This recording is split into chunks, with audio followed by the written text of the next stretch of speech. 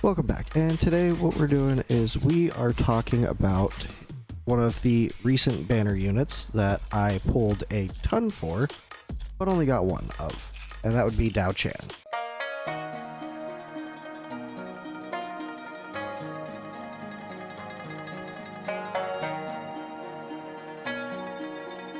Diaochan, she is an interesting unit. She is Watcher Infernal. She is considered a healer, but she's not just a healer. She is an inspiration unit as well. I don't know how good her healing is. We are going to test that today in today's video. But let's go over her skills real quick, and we'll start with her novel of a talent here. So when increases her healing bonus by 50%. Great. She does solid healing then, apparently. Hopefully. When deployed, begins dancing to Serenade of Hope. During Serenade of Hope, gains an extra 4% healing bonus every 2 seconds, reaching a maximum increase after 20 seconds.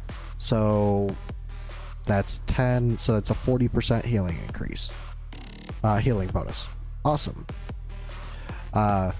So that is her main form. That's when she's first deployed. I didn't realize her eyes turned red in this form too. Interesting. So that is her healing form right here. She's doing her healing. She's increasing her healing modifier. She's also giving damage reduction, which we'll talk about that later on. But when she's like this, she's also going to, after 20 seconds, have a 40% extra healing multiplier, or healing bonus.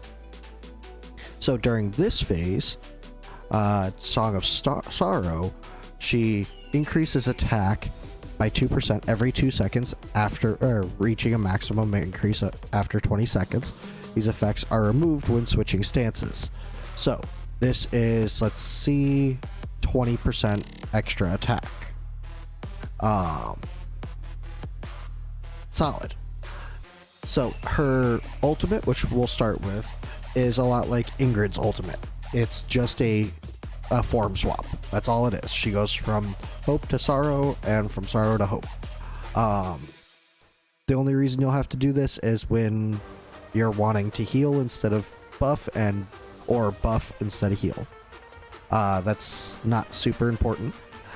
Her passive skill, which is a bond skill with Lubu, which, as you can see, I did get. That was my last video, actually. Her bond skill is when you obtain Lubu, she gets the bonus effect of when there's other allied heroes in her basic range, reduces her AoE damage taken by 30%. This just makes her tankier. This is really solid. I have not even had a chance to test Diaochan out. I've been too busy. So this video is going to be my first look at how she performs as well. Now, I do only have her A0. A1 is when she increases her range and becomes very, very good. But we'll get to that when we get to the Awakenings. So her basic attack is when she is in Serenade of Hope, she's doing attack-based healing 3 times to all enemies in range. Awesome. So she does a 3-hit heal. Interesting. We'll have to look at how that works. And then when she's in Song of Sorrow, she grants a 25% inspiration to all allies in range. This does go up, and yeah, so she increases her attack, so she gives more inspiration. Inspiration. So her passive number 1. Within 15 seconds after switching stance, basic attack inherits half of the effect of the previous stance. This effect can be triggered up to 1 time every 45 seconds. So every 45 seconds, you can switch her back and forth and still retain some of the other stance. Now, that's not just the inspiration and all that. That is also including this next passive. So, during Serenade of Hope, she continuously applies physical damage reduction and magic damage reduction of 20%. That is pretty huge. I am going to test to see if this stacks with Versi. It should, because Versi is giving an AoE damage reduction. So this should be physical damage reduction, magic damage reduction, and AoE magic reduction. We will be testing that, but that is my assumption. So during Song of Sorrow, she continuously applies penetration increase to 2 other allies with the highest attack within range. This penetration increase is ignoring 20% of the defense or magic resistance. That's really big. I mean, that's just adding more and more damage, right? So let's get to her awakenings.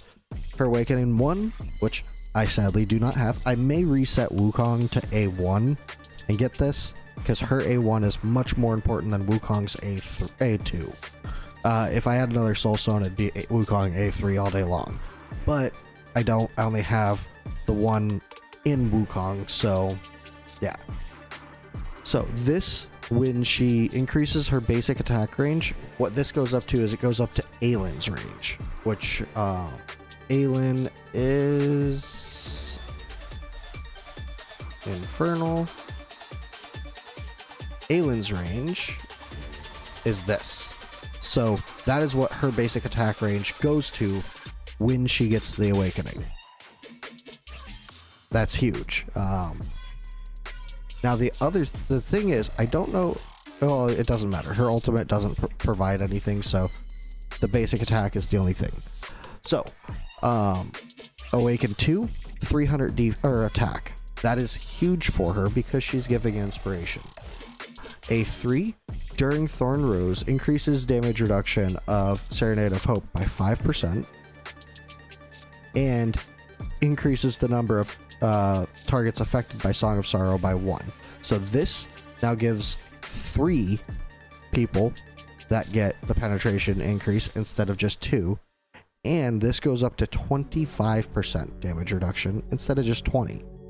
That is giant. This is a huge A3. She is very powerful at A3. A4, all damage reductions minus 8 or plus 8%, makes her a little bit tankier. Not bad, but also not sought after.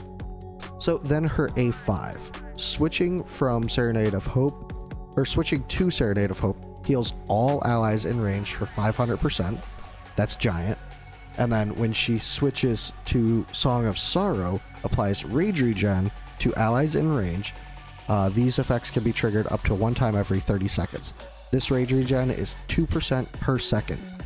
This is slightly better than Eloin's Rage Regen that she gives to the map. But this is only just allies in range, and it is only for 5 seconds. So this is, what, 10% rage that they're getting? I mean, it's solid, but it's not giant. It's solid. Her A3 is definitely her best awakening point. Her best awakening is A1. So we've gone over the skills, we've gone over the awakenings, we've talked about her talent. Now let's talk about her gear. Now, like I said, I have not gotten a chance to use her yet, so this is how I have her geared initially. This may evolve throughout the time, but we will see. I have her set with decent attack speed. Attack speed wasn't my main priority, but I did want to get a good amount of attack speed on here because she's got an outrageously long attack interval.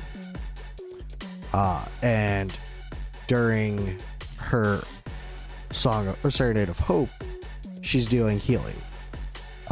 Song of Sorrow, it shouldn't matter at all. Song of Sorrow, if you're just using her for inspiration, go full on attack. Buff the attack to the moon. But if you want her to be a decent healer as well, which we'll test out to see if that's worth, we'll need to give her a little bit of attack speed. So she's actually doing a little bit of healing here and there. So I prioritized attack bonus, attack speed, and then survivability. Those were my 3 main stats. I'm not looking for Rage Regen. She's not switching stances very often. And she's got a very low costing ult, so she can switch as much as she really wants to. So yeah, I was mainly just looking for basic attack. Her artifact, I have her exclusive artifact on her because it increases her attack by 5%. That's pretty much the same thing that, say, Golden Scarab would do. So Golden Scarab would just provide a little bit more attack right now, but that's not that important. It is important, but not as important. And that's just on the base stat because it's promo 5. If this was promo 5, this would be head and shoulders above it. But now it's just head above it, right? So the reason that this is a better choice, when Sedative Hope reaches max stats, gains an extra 10% healing bonus. So this puts her healing bonus up from 40% to 50%. Solid. And then when Song of Sorrow reaches max stats, it increases attack by an extra 3% instead of the 20%. Yeah, something like that. So let's see what this goes up. So the part that goes up appears to just be the healing side of it. It would be cool if both of these went up. This might raise at level 2. I'm not sure. I'm not going to use my one mythical essence on it to do so. So if anybody knows, let me know in the comments below. I am a bit curious on that. So obviously you want her fully awakened or fully promoted. You want her fully leveled, all that good stuff. So where do I think she's good in? 1, she is amazing in arena. At A1, she covers much more of the area than Constance does for anti-air, and she just makes things so much more convenient. So she's almost a direct replacement for Constance in most arenas, depending on placement. That's one place. She is huge here in arena. The other thing is, actually, one of my guildmates has already done his guild boss 2, and Diaochan enabled him to get very close to global leaderboard. Let's see. Yeah, just 5k off. That is huge. That is a huge number right there.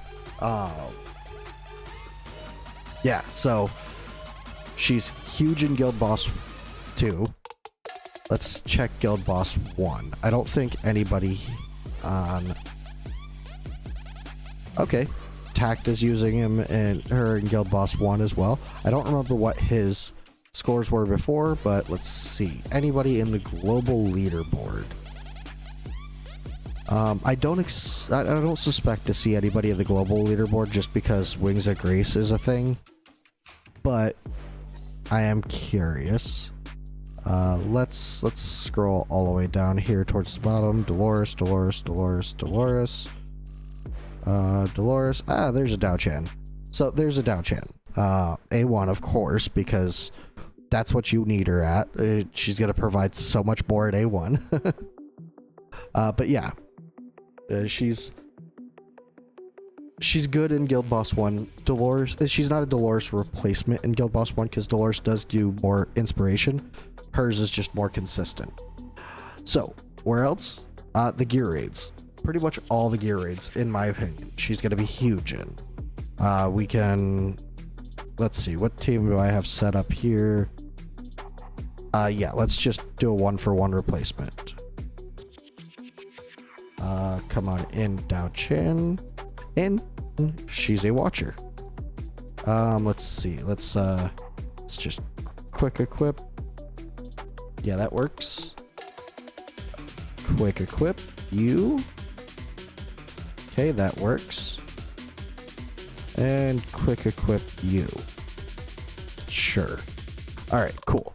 So, let's just go ahead and here. Now, this is with Power of Dominance. So, that is one thing. This is not a guide on Gear Raid 1. But she costs 6. She can go here just like Dolores could. Yeah. Let's see. Who do I want to put down first? Let's go ahead and put her down.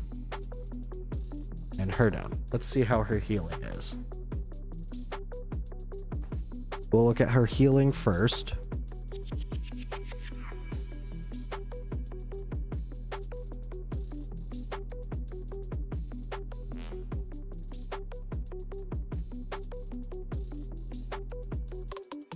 Okay, we'll look at the penetration first, because, yeah.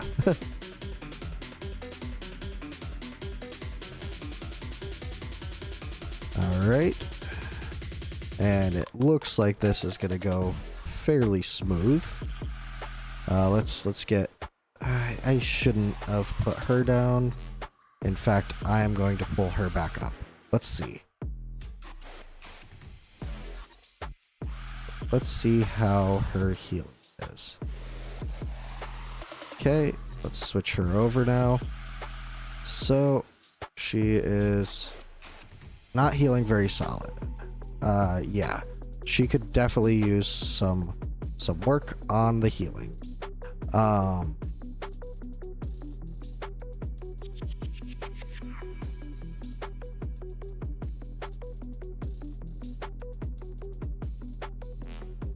Alright, let's see. Let's put her down. Let's put her down. I don't know if we're going to be able to salvage this run, but that's not that big of a deal, to be completely honest.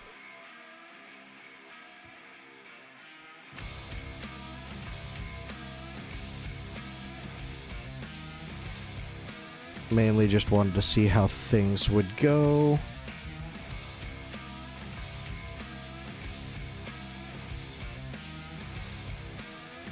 Yeah, it looks like we might be able to salvage it. Ingrid's just such a huge boon here.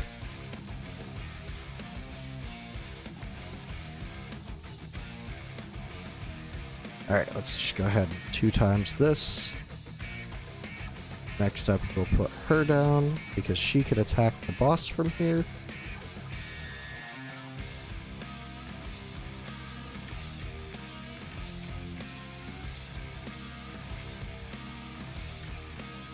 Yeah, so she's a solid replacement for Dolores here, because she gives the penetration increase as well. And with that penetration increase, it lowers the stat requirement for doing damage to the defense. And as we know, the defense is a very hard thing to bypass in these stages because they're so strong. Alright, let's see. It looks like we should be good here. And now we just switch her over to single target.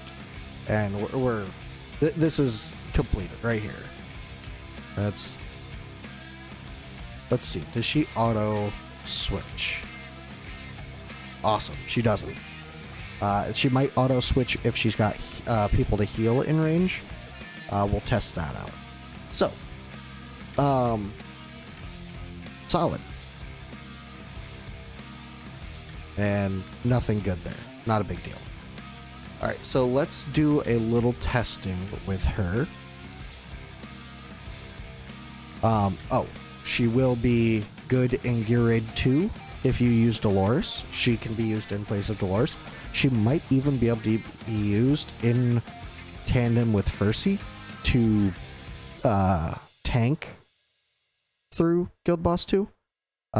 Gear Raid 3, she'll be good in place of Dolores, but in that case, Dolores might end up being better. It really all depends on what you need there. Gear Dungeon 1, she'll be good. Gear Dungeon 2, I don't really think there's too many places to use her, but in a pinch, she could be usable.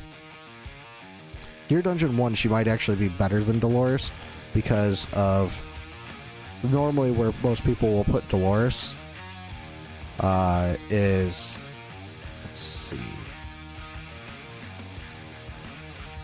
Is there any way for me to, like... there we go. A lot of people will put Dolores here, and A1 Diaochan will be able to reach more people out here. The only problem is when you're doing the penetration for Diaochan, she's not going to be healing. I don't think she was healing. So that is a downside. So let's go into... Let's see, what's the best thing to do? We'll go into Guild Boss. Guild Boss is a good one, the easy one to test on. So, let's see. Let's pull him and her out.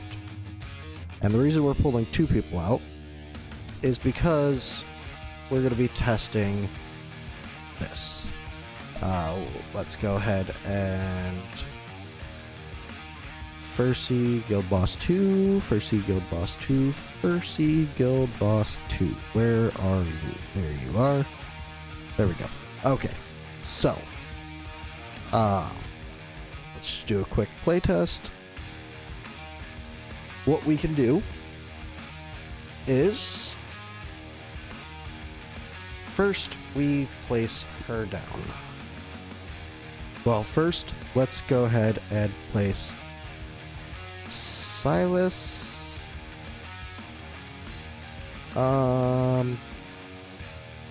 Let's instead put Yovar. No, Silas would probably be the better one. Let's put Silas down. Okay, so 57, 57, 57, 57. So, let's see. And we are going to need to keep them alive. So, let's see, 70, 97, 99, 108. She should be capping out here soon.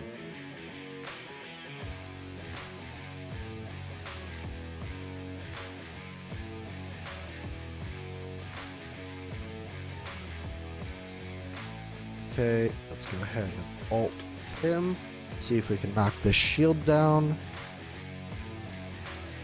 Yeah, we'll be able to knock this first shield down. We're not going to look at the damage during the ult, even though it's massive. 480. Okay, end your ult already. Alright, there we go. Now, we're looking at 228, 228, 130. Okay, let's quit out of this because I think I have his exclusive artifact on, which is kind of skewing the test. Which we do not want.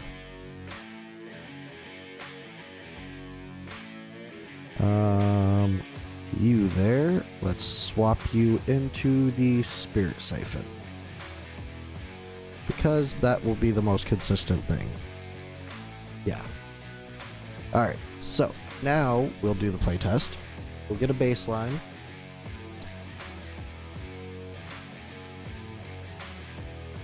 Alright, so baseline will be 45, 56, 61. 61 gonna be it. I believe 61 might be it. Yeah, it looks like 61. So, this is going to give him invigoration. Let's see what that is before anything. 68, 68, 68, 68. Okay, excellent. So he's got the damage reduction on currently. So let's swap her over. And already he's starting to go up, I believe. Yep, there's 97. Alright, let's ult with him to knock out this shield phase real quick. And let's go ahead and fast forward through this, fast forward through his ult phase.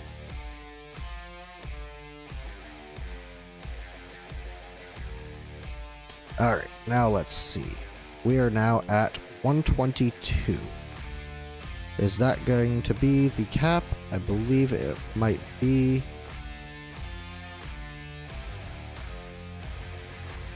Up back to 122. Okay, 122, 122. And I believe we're going to be at a 122. Yeah, so she's pushing 122 on her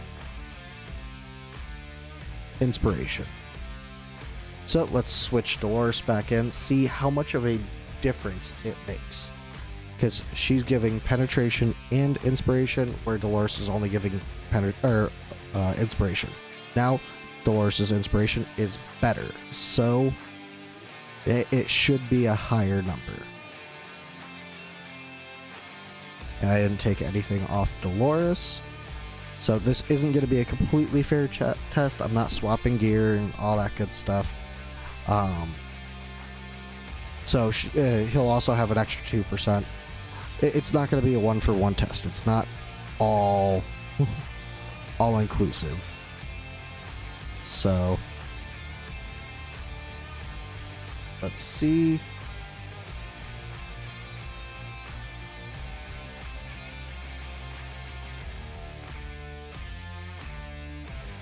On the plus side, we could test this beforehand. All right, so he's at 69,997. And let's see. With this, he goes up to 125. That is actually not that big of a difference, considering... Yeah, that is...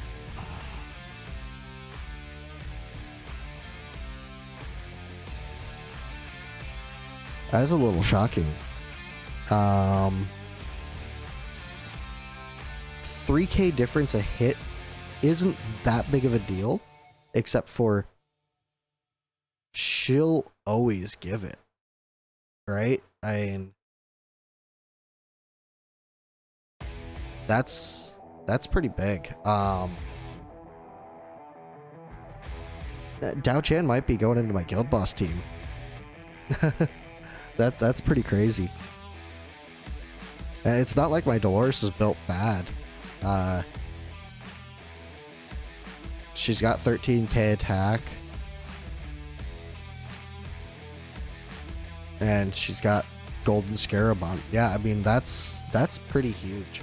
Alright, so now that we have tested that, and I am very pleasantly surprised with her, actually.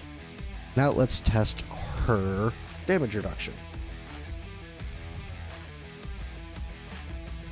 Now there are some attacks in this phase, that are straight just HP attacks. So what we'll do is we'll wait for the first meteor. So before anything, Infernal Roar, I think this is a HP based attack. Actually, you know what? It should tell us in the tooltips.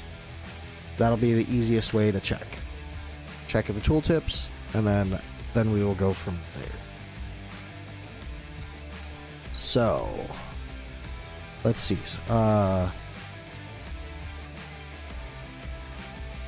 Dealing massive damage. Let's see. Scorching Spit. Damage, medium damage to all enemies. Destructive Spit. Okay.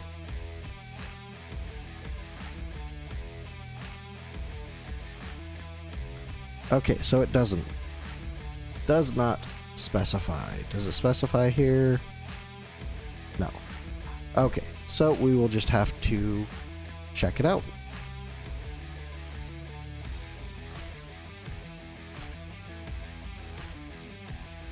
Alright, so 2 times this till he Scorching Spits, or Infernal Roar. Okay, let's see what you got. You're gonna hit with 18.9. Okay.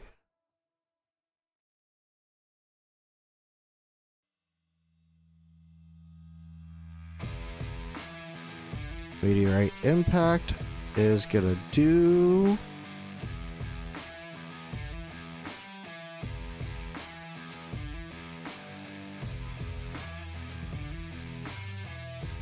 5. Okay. So 18 and 8.5. The first one should not change at all. The second one might. Okay, let's fast forward. Slow it down. Okay, and let's see. 18.9. Okay, that one didn't change. Kind of expected as much. Okay, now let's look at the meteorite impact.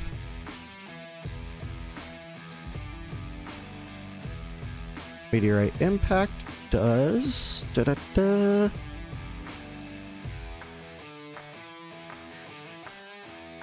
6. Okay, so that dropped it quite a bit. Alright. So it's not the first one we need to look at, it's the second one. So let's check Furcy.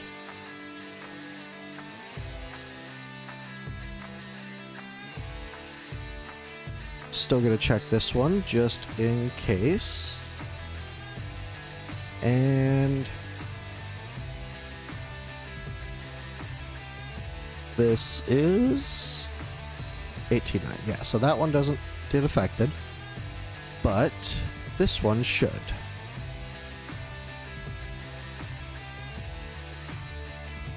Okay. And 6. Okay, so Furcy is doing a little bit more damage reduction than Diaochan. Now the test is, do they stack?